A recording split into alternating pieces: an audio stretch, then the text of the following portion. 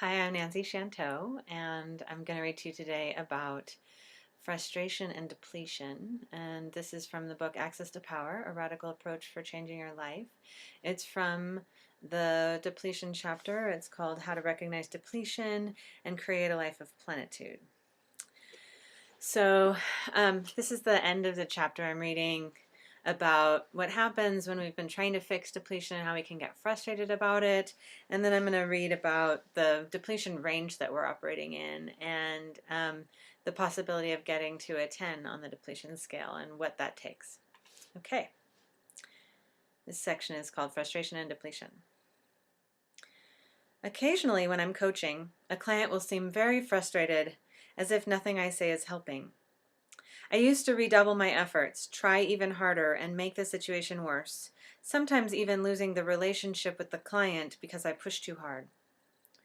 With much earned experience, I now know that most of the time, when someone resists all my efforts to help, they are probably depleted. It's not that they don't want to make the shifts we've discussed in their contract, it's that they can't right now. They just don't have the energy. When we change the subject, redirecting the conversation away from tasks and goals, and we recognize and address their depletion, the whole tone of the coaching conversation changes. Our collective relief is palpable, and we are finally able to come up with a plan that sounds helpful and generates hope. Change the range. I often see people who operate in a depletion-repletion range from +2 down to -5. Perhaps in their family of origin, it was actually dangerous to be too happy or energized. Their habit of regular depletion became entrenched and subconscious. If we never visit +5 or above, however, we don't know what's even possible from that level of repletion. And being replenished feels so good. Our depletion-repletion range is inherently changeable. What's the difference between a range of 0 to -8, 0 to +8, versus that lower range of -5 to +2? There's no difference in the value of replenishment versus depletion in our daily lives, but a huge difference in the quality of our experience when we operate at higher numbers. Someone who regularly hangs out at a +8 is going to be able to face challenging tasks, recover quickly when difficulties surface, and experience satisfaction with her life. Such a positive lifestyle generates systemic repletion. Just like depletion begets depletion, repletion is self-replicating. Going for a +10. It is a radical exercise to design a life where we cultivate the confidence and joy of a +10 on the repletion scale. It's unusual in our culture for us to give ourselves permission to be ecstatically energized. If we can't achieve a +10, that number might as well be a million, jillion, quadrillion. In other words, an unachievable number. But that's not what the scale is designed to describe. The scale describes our best, entirely possible life right here on this planet.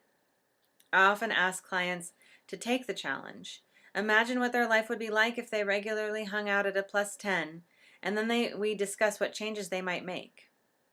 It's amazing how good our lives feel when we cultivate peace and plenitude on a daily basis.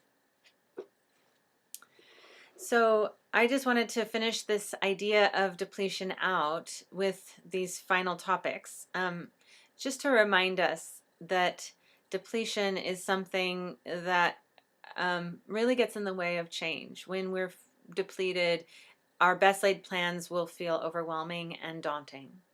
And we will often then turn that self-judgment or frustration against ourselves as blame or shame in order to try and have some power over a situation in which we're mostly powerless. Because we're paying attention to how we're not changing or who we're not being and not focusing on how depleted we are. When we become aware of and acknowledge our depletion, oftentimes that level of telling the truth is incredibly relieving. And from there, we can make a plan that's actually attending to the depletion instead of trying to create changes that are impossible from a depleted state.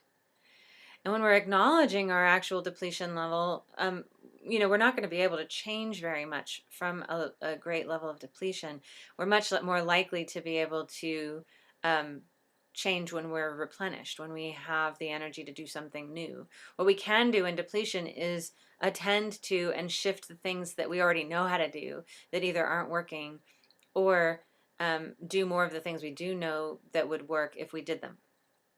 So it's very important to tell ourselves the truth.